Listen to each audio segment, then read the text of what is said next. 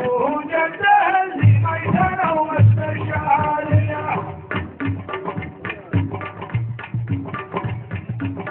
وانا في هذا المقام عندي نفسي من بني شهد، والشرف والمجد والناموس اللي لقاله اني شهري عن ابوه جده اللي ميتنا ومستشاريه. والمقام الكلثمي والدعوة اللي جاتني مغليها بيني وبين علي بن حسان ما بين الأخو وأخوها.